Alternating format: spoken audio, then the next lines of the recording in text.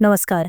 Today talk में अपने संपूर्ण गोटे के स्वागत है हम जान आने जगह हम सब फिर सब नया विषय वस्तु लग उपस्थित भसु बल छी कार्यक्रम में आई हम सब बातचीत करब आम संचार प्राधिकरण की छे, कोना गठन भेले, एकर उद्देश्य सब की छे आ वही क्रम में हमरा सबके बातचीत कर के क्रम में छे त अतिथि आजुक आम संचार प्राधिकरण के प्रदेश अध्यक्ष कही त साहित्यकार पत्रकार श्याम सुंदर यादव जी छथिन।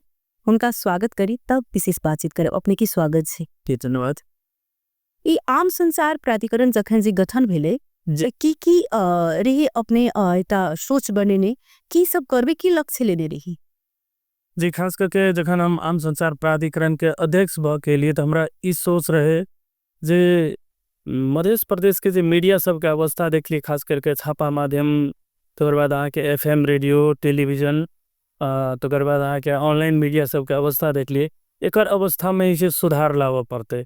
संचार गिरी सब अत्यंत कमजोर अवस्था में छे, तो एकरा सुधार लावा पड़ते। कारण जे विगत में भी ऐठम के जे मीडिया सब छे, उ मीडिया सब के काफी भूमिका रहल छे, खास करके राजनीतिक परिवर्तन में, संघीय लोकतांत्रिक गणतंत्र स्थापना में ऐठम के मीडिया सब के एक हिसाब के कहू तो कुर्बानी देवे पड़ल छे। तो अपन ऐठम का काम करे वाला पत्रकार साथी सब अपन जान के जोखिम में रख के जे छे वो रिपोर्टिंग करने छे, और संचार माध्यम सब जे छे बकायदा जे छे वो लाइव करे चलिए, आंदोलन के से ऊर्जा भरे के काज सब जे छे करे चलिए। तो स्वाभाविक छे जे संघीयता एले तकर बाद जे छे मीडिया सब मजबूती बनाल जेबा के चाही, उद्देश्य हमर ई रहे। और दोसर बात, मध्य प्रदेश में जो पत्रकार सब छे, और मध्य प्रदेश के पत्रकार सब इतने क्षमतावान छे जे वो राष्ट्रीय स्तर में वो प्रतिस्पर्धा कर सके छे। लेकिन की छे, इनका सबके मौका, उचित मौका ने भेट रहल छे, ठाम ने भेट रहल छे। एही ठाम का जनकपुर धाम के बहुत इन पत्रकार सब छे, मध्य प्रदेश के पत्रकार सब, जेकि राजधानी में एकटा के जे निक मीडिया सब में जे वो सब स्थापित छे, निक जगह काम कर रहल छे, जे पर हम सब जे छे गर्व करे छी। तो हुनका सबके क्षमता अभिवृद्धि चल के पेशागत सुनिश्चितता के लेल भी जे छे किछ काज करी से हमरा सबके उद्देश्य चले। जना अपने एक साहित्यकार पत्रकार छे ओसी चीज एक पत्रकार की नीक से पीड़ा विश्वास जुझने हेबे 2 साल भ चुकले गठन भेला, लेकिन अखन तक 3 भ काम होबाक चाही। कई चीज कोनो संगठन में आदमी जाए छे, कोनो न्याय ठाम में जाए छे, उनका सीखे के आवश्यकता पड़ जाए छे 3 महीना 6 महीना, लेकिन अपने सीखे का गेल छले। तो ई 2 साल गठन मेला में की काम अपने के लिए जम चाहब जे कमती में 5-6 टा एहन काज होए जे अपने कमती में जानकारी करा दे। जी एकदम 2 साल तो मात्र नहीं, लगभग आप जैसे 4 साल जे छे पूरा भ रहल छे। माघ 29 गते हमर नियुक्ति के मिति छलैया, यह आबे वाला माघ 29 गते हमर समय जे छे, कार्यकाल के समय जे छे समाप्त भ रहल छे, से जानकारी करावे चाहे छी। शुरुआत के दौर के विषय में जन याद कल जाए तो बहुत पीड़ादायी रहल, हम वर्णन नहीं कर सकी छी। हम जे समय में हमरा सबके नियुक्ति भेले ओइठम आके बैसल लागे एकटा प्लास्टिको के कुर्सी तक जे छे नहीं देल गेल रहे। 4 महीना तक, 3 महीना 4 महीना जे छे हम सब मंत्रालय के एकटा उप सचिव के कोठा में जाके ऊपर सोफा पर बैसल रहे छलिए, ओइठम से हम सब योजना बनवे छलिए। एई तरह से हमरा सबके संघर्ष कर पड़ले। फर्स्ट पहले आर्थिक वर्ष में हमरा सबके कार्यालय स्थापना लगायत के कार्यालय व्यवस्थापन में हमरा सबके समय लागले। समय बहुत कम रहे, कारण उस समय में के कोविड के अवस्था सब से हो रहे, चुनौती काफी रहे, बजट नहीं रहे, कर्मचारी नहीं रहे। तो शुरुआती से लेकर कोविड कर्मचारी शुरुआती से लेकर अखनो धैर हम अपने के संचार माध्यम से कह चाहे छी जे आज तक प्रदेश सरकारी कहो जे आम संचार प्राधिकरण या कोनो एकटा थाई कर्मचारी एकटा देने छिए तो हम मानबे। लेकिन ओहनो अवस्था में से एक नियमित कर्मचारी तोकबा के लेल 6 महीना 7 महीना तक जैसे मंत्रालय से ल के जैसे मुख्यमंत्री कार्यालय के जैसे डोका ढकढकेने छी, नोक नोक क तेहन अवस्था में से नियमित टोका के भी सही अपना अलग जे कार्यालय में 2टा कार्यालय सहयोगी एकटा आके जैसे सवारी चालक, एहन अवस्था में अपना से काम शुरू करने छी, अपना से टिप्पणी लिखनाई, अपना से चिट्ठी लिखनाई, जबकि अध्यक्ष के कोनो अधिकार नहीं छे, अध्यक्ष के कोनो अधिकार नहीं छे। फिर भी लेकिन ओहन अवस्था में हम सब प्रयास के लिए पहले प्रयासी रहे हमरा सबके जो मध्य प्रदेश के मीडिया सबके सबलीकरण कर पड़ते, मजबूत बनवा पड़ते, संचार गिरी बचते तभी पत्रकार बचते, एक यो बात के आत्मसात कर पड़ते। हम सब मध्य प्रदेश के संचार गिरी सबके मजबूत करे खातिर किसी न किसी सपोर्ट हुए, तो हिसाब से मध्य प्रदेश लोक कल्याणकारी विज्ञापन व्यवस्थापन कार्यविधि 2079 से हम सब बनेलिए, मंत्री परिषद से पारित भेले और पारित भ के से लागू भ रहल से। और प्रत्येक साल मध्य प्रदेश के एफएम रेडियो, टेलीविजन, पत्र पत्रिका लगायत के संचार माध्यम सब जैसे किस न किस लोक कल्याणकारी विज्ञापन जैसे पावे आबि रहल छै। हाँ, विगत में 2 साल तक 2 करोड़ बजट छले, बजट कटौती हट गेले, बजट घटत गेले। 2 करोड़ से बजट अहाँ के 50 लाख में झड़ के चलि एले। किया झड़ले एकर लागी बाजने से हो जैसे यहाँ के संचार गृह के संचालक सबके, आम संचार कर्मी सबके बाजे के चाही, ओठाम आवाज नहीं उठले। एक अध्यक्ष की कर सके छै ना, अध्यक्ष के हाथ में आके आर्थिक अधिकार से कार्यकारी अधिकार आके अध्यक्ष में नहीं छै। फिर भी हमसे हमरा सब लग जे स्रोत साधन चले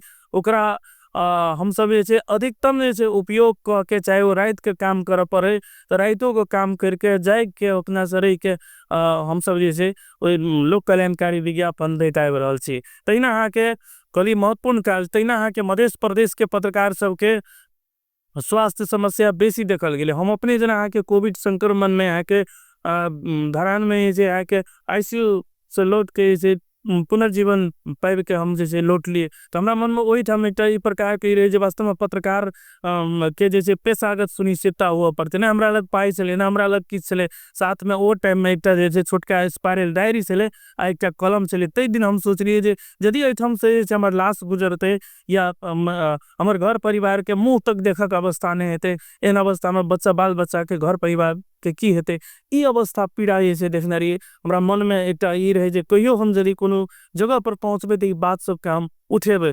ते हमरा मध्य प्रदेश के पत्रकार सबके लिए स्वास्थ्य या दुर्घटना बीमा संबंधी कार्यविधि आम संचार प्राधिकरण से बना के मंत्री परिषद से पारित भेले, जकरा हम सब लागू करे के प्रयास करिए। नहीं के लिए से बात नहीं से प्रयास करने से गर्व के साथ कह सके छी, कतो छाती ठोक के कह सके छी जे कार्यान्वयन करे के प्रयास कल के। अहाँ सरकार जब निकाय गठन के लिए तो बजट देना, कर्मचारी देना कि सरकार के कर्तव्य नहीं है, वो करे के चाहिए। फिर भी जे बजट रहे वही बजट के परिधि में रह के हम सब पहल चरण में मध्य प्रदेश के पत्रकार महिला सबके जैसे हम सब स्वास्थ्य और दुर्घटना बीमा करे लिए। पहल साल अहाँ के 150 रहे, दोसर में 115 किया घटले तो अहाँ के जैसे निरंतरता के जे प्रमाण मांगलिए तो वो जैसे अहाँ के घटले। ये काज जैसे हमरा सबके आगू बढ़ले। तहिना अहाँ के मध्य प्रदेश के पत्रकारिता के व्यवस्थित करे खातिर जैसे ट्रेनिंग के जरूरी है, तालीम के आवश्यकता है। तालीम के लागे जैसे मैनुअल बनेने से हम सब अहाँ के अहिठाम रही भूमि के से आदरणीय अग्रज पत्रकार धर्मेंद्र झा जी के राष्ट्र केथन कार्यकारी अध्यक्ष से पत्रकार महासंघ केंद्रीय अध्यक्ष और देश के एक चर्चित प्रशिक्षक उनका द्वारा जैसे मैनुअल बनाल गया से बाटो पत्रकारिता को कहकर, जकरा हम सब जैसे एक व्यवहार रूप में एक व्यवस्थित रूप में तालीम सब संचालन करे के प्रयास के लिए। और उससे पहले है के जना है के ऑनलाइन पत्रकारिता संबंधी तालीम, जना के छायांकन संपादन संबंधी तालीम, कृषि पत्रकारिता संबंधी तालीम, मतलब किस न किस जैसे हम सब जैसे करे ते लिए। और संगे हम सब मध्य प्रदेश के जैसे मीडिया के विषय में एक रिसर्च सेहो भेल से। एक बेर हमरा सबके बजट नहीं दिलक, जम्मा बजट 25 लाख दल के एक साल तो वही ना ऐसे अहाँ के खा गए। 25 लाख में अहाँ के न कार्यालय संचालन में पुगले ने अहाँ के जैसे घर भाड़ा लगा के चीज सब तो अवस्था ई से। और एक बात और हमरा कहे पड़ते कि सरकार जे विगत के सरकार के भी जब बात कहल जाए तो मतलब हम स्पष्ट रूप में कह चाहब जे अहाँ के सौन में अहाँ के जैसे अख्तियारी देना चाहिए, लेकिन आइटम हमरा सब कहिया पावलिए तो पैसाक में जेठ में अख्तियारी पावे से। लेकिन तो अवस्था में हम सब जैसे दिन रात एक के काम करके ऐसे देखे चाहिए। यही प्रकार से बहुत रास काम सब आगू बढ़ल से। जेना एखन कहबे तो अहाँ के मध्य प्रदेश के पत्रकार सब के लागी अहाँ के जैसे बीमा समझौता भ गए जे लगभग हमरा सबके 800 जते पत्रकार के 1 लाख के स्वास्थ्य बीमा, 7 लाख के दुर्घटना बीमा के लागी कंपनी संगे समझौता भेले, जेमे अहाँ के माननीय गृह संचार तथा कानून मंत्री राजकुमार लेखी जी के अभिभावक तुम्हें इसे समझौता से हो चुकल से। और साथी सब ऐसे दौड़ रहा है, हमरा बुझाई जे बहुत साथी सब ऐसे लाभ लेते। दुर्घटना बीमा ई जे स्वास्थ्य बीमा जे से केहन अवस्था में जे से ई पाइप सकै छे? जी जना एकर प्रावधान से जना के वर्ष में अपने बीमार पड़लिए, हॉस्पिटल गेलिए, हॉस्पिटल भरना भेलिए, ओकर नियम से 6 घंटा तक हॉस्पिटल या नर्सिंग होम या कतो कोनो ठाम गेलिए तो ओकर जे इलाज के बाद जे छै जांच में खर्च लागल छै, दवाई में खर्च लागल छै, उ पेश केला के बाद जे छै अहाँ के वर्ष में 1 लाख तक के स्वास्थ्य सुविधा ल सकै छी। जेना आम बीमा में की छै, सरकार के दोसर बीमा सब में जे तोकल रहे छै फलना हॉस्पिटल ई हॉस्पिटल, लेकिन हमरा सब के ओई बीमा में जे छै अस्पताल के तोकल नै छै। अहाँ कतो स्वतंत्र छै, कतो इलाज करा सकै छी, बिल पेश कर सकै छी। दोसर बात जे दुर्घटना बीमा, जेना अहाँ के दुर्घटना बीमा एठाम अहाँ के दूटा हमरा सब के एकटा होनार संचारकर्मी के हम सब घुमेलो, यदि ओई साथी सब पे बीमा भेल रहते तो हमरा बुझाय छै 7-7 लाख रुपया के ओकर घर परिवार पाइबते, ओकर बच्चा के राहत होइते, लेकिन एहन घटना नहीं हुए। फिर भी हमरा सब के प्रयास जे छै करऽ के चाही, ताकि पत्रकार साथी सब के कतो जे छै एहि प्रकार के अब नहीं जा पड़े। जेना अध्यक्ष जी बड़ नीक बात अपने कहलिए जे ई दूटा मतलब होनहार पत्रकार भले अपना सब गुमा चुकल छी, उनका सबके व्यक्तिगत हिसाब से संचार मंत्री छै, आम संचार प्राधिकरण छै, जेना अहाँ के मीडिया काउंसिल छै, ई सब गोटा मिला के व्यक्तिगत हिसाब से अगर पहल कैल जेती सरकार से तो शायद हुनकर बाल बच्चा के उ 7 लाख रुपया किछ मायने नहीं रखै छै। जी जी लेकिन हुनका परिवार के कतौ न कतौ जाकर बाल बच्चा के काल के डेट में पढ़े में सपोर्ट भेटते की त व्यक्तिगत हिसाब से एमे सोचबाक अति जरूरी छै। त एमे कत चुप भ गेलै नहीं ना छै, व्यक्तिगत हिसाब से कैल जा सके, लेकिन व्यक्तिगत से ही संभव नहीं छै। जेना मान के चलू जो कोनो घर परिवार के एकटा मान के चलू आशा के किरण चले ओकरे यहाँ के जे संसार छोड़े पड़ गए तो परिवार के कतई पीड़ा हेते। एहि के लागी यहाँ के कानून चाहिए। एठम प्रदेश सरकार के कोनो भी रकम से केकरो अहाँ डायरेक्ट नहीं दे सके छी, ओकर प्रक्रिया छै। जेना एखन अपने चर्चा के लिए एखन हम सब जे यहाँ के कानून लाइब रहल छी, अहाँ के मधेश प्रदेश पत्रकारिता अध्ययन छात्रवृत्ति एवं प्रोत्साहन कार्यक्रम, वही में अहाँ के सारा ये बात सब हम सब रखने छी, जेमे अहाँ के अध्ययन अनुसंधान से लके प्रत्येक साल अहाँ के जैसे 10टा पत्रकार के कमती में 1 लाख से लके 2 लाख तक के जैसे अहाँ के पुरस्कार स्वरूप जैसे देव के व्यवस्था सब हम सब जैसे कार्यविधि में हम सब रखने छी। तहिना अहाँ के कोई भी पत्रकार बढ़िया कर रहल छै, लेकिन संचार सामग्री नहीं छै, तो ओकरा संचार सामग्री हम सब जैसे द सके छी। तो हिसाब के बात सब छै। जेना कि अनुसंधान करल चाहे छै मध्य प्रदेश में कोनो विषय में, तो ओहो के लागी किछ लगायत के व्यवस्था सब जे छै ओमे। और संगे जेना अहाँ के एहिठाम अहाँ के शिव हरि प्रसाद भट्टराय जी मीडिया काउंसिल के अध्यक्ष रहथिन, ओ कार्यरत अवस्था में जे अहाँ के देहावसान भेलनि हुनकर, तो हुनका नाम में सेहो जे छै अहाँ के शिव हरि प्रसाद भट्टराय स्नातकोत्तर अध्ययन छात्रवृत्ति, राजेश्वर नेपाली के जी के नाम में स्नातकोत्तर अध्ययन छात्रवृत्ति, उमा सिंह के नाम में तकर बाद अहाँ के वीरेंद्र शाह के नाम में स्नातक अध्ययन छात्रवृत्ति के एक 4 प्रकार के छात्रवृत्ति छै। वो तो सरकार में निर्भर पड़ते जे कतेक पाई देते और कते नहियो किस्त हम सब कही छी। साल में 10टा पत्रकार के यदि मान के चलो फेलोशिप द के पढ़ेते, हमरा बुझे छी ओ एकटा उपलब्धि हेते जे चीज जे छै हम करे ले जा रहल छी। और एकने अहाँ के समय हमर बहुत कम छै, फिर भी एखन अहाँ के एआई संबंधी जैसे हम सब एआई आ साइबर सुरक्षा संगे संबंधित हम सब ऐसे अभिमुखीकरण कार्यक्रम के शुरुआत के नहीं 70 से लगे प्रसाधर हम सब जा रहल छी। सौभाग्य जी प्रत्येक कार्यक्रम में माननीय मंत्री जी के उपस्थिति रहल छै। और संगे मध्य प्रदेश के संचार नीति के मसौदा से वो तैयार कर रहल छी। कते की भ सके छै प्रयास से जे एही भीतर में करी।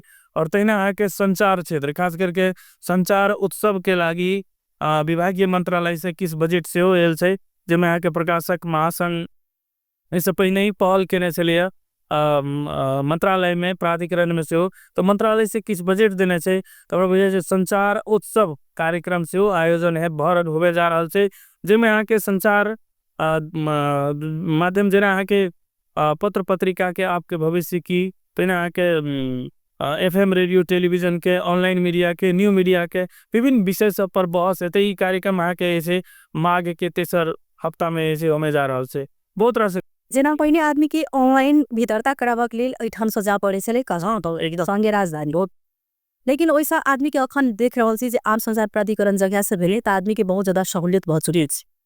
अखन देख रहल छी बिगी बिगी ऑनलाइन दर्ता भ रहल छै जी, ना कोनो मापदंड छै। जिनका अगर बैचलर अगर पास छै ओ आदमी जाकर जे छै से संपादकीय भ क अहाँ दर्ता करा सकै छै पेपर अथवा ऑनलाइन। ई ऑनलाइन एतिक दर्ता भेला के कारण से देख रहल छी गुणस्तर सेहो कतौ न कतौ जाकर बहुत ज्यादा घट चुकल छै। अतेक समय अपने अध्यक्ष बनला भ चुकले, करीब करीब अपने कॉलेज 60 साल जा चुकल छै। एहिमे कतेक ऑनलाइन टीवी रेडियो प्रदेश स्तरीय के सब में जाकर अपने जे छै से अनुगमन केने छियै, कतेक के कार्रवाई केने छियै। अखन देख रहल छी कतेक टीवी सब जे छै से नवीकरण नहीं भेल छै। एही राजधानी जनापुर के अगर बात करी त ओहि सब की कार्रवाई किया नहीं भ रहल छै, कतौ और जाकर कोनो दबाव छै की छै, कतेक अखन तक अपने जे छै से अनुगमन क चुकल छियै आ किया नहीं देख रहल छी जे दिन ई गुणस्तर घट रहल छै, मीडिया प्रति के विश्वास घट रहल छै, केना क एहिमे गुणस्तर बढ़तै, के कह चाहबे अपने। जी एना से बहुत बढ़िया बात कहलिए। काल्हि धरि हमरा अहाँके जे ऑनलाइन मीडिया दर्ता कराबे खातिर अहाँके काठमांडू जाय पड़े छले, लेकिन आइ वो अवस्था के जे अंत क देलकै आम संचार प्राधिकरण। हम सब आम संचार प्राधिकरण में ऑनलाइन मीडिया दर्ता नवीकरण के काज जे करैत आबि रहल छी। 48टा मीडिया जे दर्ता भेलै।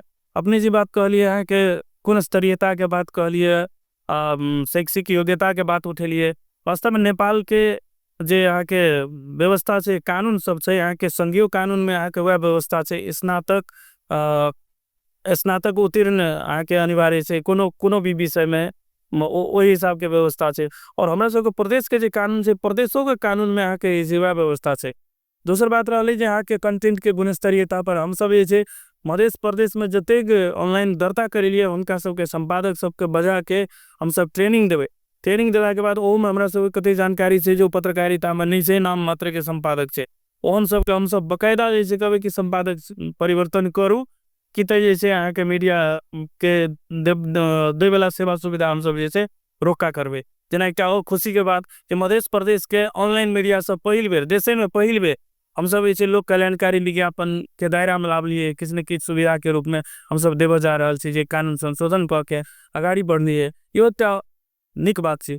और दूसर बात अपने कहलिए जे मध्य प्रदेश के मीडिया सब के विषय में अनुगमन के हमरा बुझे मध्य प्रदेश के लगभग सब मीडिया में हम जैसे अपना स्वयं जैसे प्रत्येक जिला जाके हम घूमल से देखल से उस सब के पीड़ा बुझने छी और सरकार के सुझावो देने छी।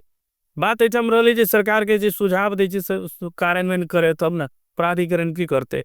एठम अहाँ के जना अहाँ के सामुदायिक रेडियो 54टा, व्यावसायिक रेडियो 54टा, टेलीविजन अहाँ के 14टा, जना के ऑनलाइन मीडिया 48टा भेलिए और वर्गीकरण में पड़ल पत्रिका अहाँ के 196टा संचार माध्यम से। तो सब संचार माध्यम ओना हमरा एक अहू खातिर कनी बेसी जानकारी है जे हम आम संचार प्राधिकरण के अध्यक्ष बनने से पहले से न्यूज़ टुडे दैनिक पत्रिका के हम संपादक रही, ऑनलाइन के सेहो संपादक रही, रेडियो सब में काम केने छी, ऑनलाइन मीडिया में काम केने छी, न्यू मीडिया के सेहो अनुभव रही। तो ओहि हिसाब से अहाँ के टेलीविजन में सेहो जना नेपाल टेलीविजन में अहाँ के 12.5 वर्ष जते काज केने छी, तो वो अनुभव सब छे। और दोसर बात जो मोफसल में रही के पत्रकारिता केने छी और विशुद्ध रूप में जनता के लेल, जनहित के लेल, जनता के पक्ष में रह के जैसे अपने आप के ठाड़ केने छी और पत्रकारिता करत आबि रहल छी। तो हमरा बुझे सब पीड़ा था से जना हम ही लेकिन नवीकरण अखन नहीं भ रहल छै। नवीकरण देखी सी जे बहुत एहन मीडिया सब जे छै से नहीं करेने छै, लेकिन ओ चला रहल छै। तो कतो जी कार्रवाई के पार्ट कार्रवाई के पार्ट में हमरा सब के कार्रवाई करे के अहाँ के आम संचार प्राधिकरण के नहीं छै। और कार्रवाई यदि मीडिया काउंसिल करबो करते तो उनको सब लग समस्या है। समस्या कत से जाके जे मध्य प्रदेश के एफएम रेडियो, टेलीविजन, पत्र पत्रिका ये सब जैसे प्रदेश सरकार के मातहत में आबि जबा के चाहे। शायद बहुत कार्यक्रम में हम बात उठबैत रही थी, शायद अपना सुनते आब लगभग 3 साल से जे कानून संशोधन करे पड़ते, आईन बनवा पड़ते और आईन संशोधन करे पड़ते, लेकिन प्रयास केला के बावजूद असफल छी। दू बेर हम सब जे बागमती प्रदेश में जे अभ्यास सब भेल इनका रजिस्ट्रार के ठम बजा के अनुभव आदान प्रदान भेल छै जे नहीं एखनका जे मध्य प्रदेश की जे संचार कानून छै ओकरा जैसे अहाँ के जे संशोधन करे पड़ते। तो हिसाब से जैसे अहाँ के प्रयास सब भेल लेकिन नहीं भ सकले। तो इना से अहाँ के एहि विषय में हम सब जैसे काफी प्रयास सब केने छी जे मध्य प्रदेश के जे कानून से संचार कानून से ओकरा संशोधन करे पड़ते। संशोधन करके जे मध्य प्रदेश में जे संचालित मीडिया सब छै ओहि सब के ऐसे स्वामित्व ग्रहण करे पड़ते, नहीं भ पाबि रहल छै, जै के कारण से मध्य प्रदेश सरकार के अहाँ के राजस्व घाटा सेहो भ रहल छै। तो ई समस्या सब छै। और एक बात हम बेर बेर कहते आबि रहल छी, हम सरकार के वर्तमान मुख्यमंत्री जी से सेहो आग्रह केने छी जे एकरा कनि व्यवस्थित करऽ पड़तै। पहिनहु हम प्रयासरत छी जे अहाँके एकरा केना व्यवस्थित करबै, अधिकार संपन्न केना बनेबै निकाय के। जेना बागमती प्रदेश में एकटा निकाय छै, वह अहाँके सब काम करे छै। भऽ सकै छै एकेटा निकाय बनाओ, ओहूमे हम सहमत छी, एकेटा निकाय बनाओ लेकिन पावरफुल बनाओ जे कि काम कए सके। लेकिन एखनका अवस्था में की छै जे बनल छै, लटकल छै ते हिसाब से। लेकिन हम लटक के चले नहीं चाहलिए, जे अधिकार से हम अधिकतम प्रयोग के लिए किसके लिए से हमरा अपने आप में अनुभूति है। हरेक सरकारी कार्यालय में देखे छियै जे प्रिंट मीडिया खोजे छै सूचना के लेल, लेकिन कि प्रिंट मीडिया के अखन देख रहल छी कतौ ने कतौ जाकर जे गुणस्तरता जे छै से ओतेक आदमी न द रहल छै, जेना नहीं दे रहल छै। जेना देखी छै अखन ऑनलाइन माध्यम बेसी लोग बुझि चुकल छै, लेकिन फिर सहज यदि कोनो सूचना निकलबाक रहे छै तो फिर प्रिंट मीडिया खोजे छै। ये प्रिंट मीडिया के कोना क के गुणस्तर बढ़ेबै, खास क के एहिमे अपने के कहब की छै? प्रिंट मीडिया के गुणस्तर बढ़ेनाइ जरूरी छै, खास करके अहाँके जे संपादन में काज करे छै ओ हुनका सबके लागे तालीम भ सके छै। रिपोर्टिंग में जे समाचार लेखन में संलग्न छै उनका सबके तालीम के आवश्यकता छै। तहिना अहाँके खोज पत्रकारिता के ई चीज सब जे छै अहाँके प्रोएक्टिव समाचार लेखन के तालीम सबके जरूरी छै, जे कि हम सब नहीं द सकलिए, अपेक्षाकृत रूप में नहीं दे सकल छै। कहीं में कोनो संकोच नहीं है। जे हमरा सब लग अहाँके बजट रहते, जनशक्ति रहते ते एकरा कार्यान्वयन करते, लेकिन फिर भी जते समय भेटले है ओकरा अधिकतम सदुपयोग केने छी। एहिमे कतो हम अपने आप के कंजूसाई नहीं केने छी, लेकिन एकटा चीज अनुभव भ रहल छै, मधेश के यदि बनबा के छै त एठाम प्रतिबद्धता एत से एनाइ जरूरी छै, प्रतिबद्धता के आवश्यकता छै। और हर एक व्यक्ति के जे जिम्मेवारी में छै, पद में छै, ओकरा ई चीज बुझ पड़ले तो मधेश आंदोलन के जे समय रहे वही समय के याद करो, वही आंदोलन के याद करो, वही शहीद सब के याद करके, वही कुर्सी पे जे बैठल छै उनका सब के याद ओ सब जैसे याद करो। आ ओ याद करके यदि आगाड़ी बढ़ते हमरा भाई से कुछो संभव भ सकै छै।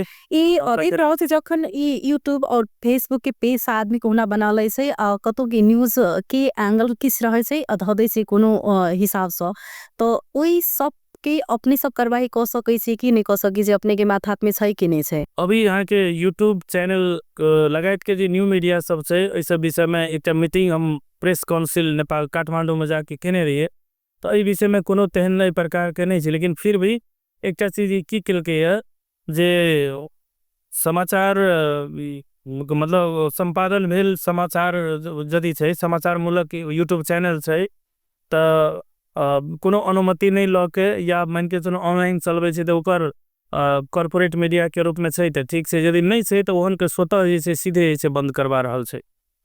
आगामी हमरा सबके एमे अथी करे आगामी योजना की छै अब आम संचार प्राधिकरण के? आगामी योजना हमरा सबके जे समय छै ओइ में हमरा सबके मूल काज छै जे मध्य प्रदेश के 8 जिला पत्रकार के आके एआई आ साइबर सुरक्षा संबंधी अभिमुखीकरण करेनाइ।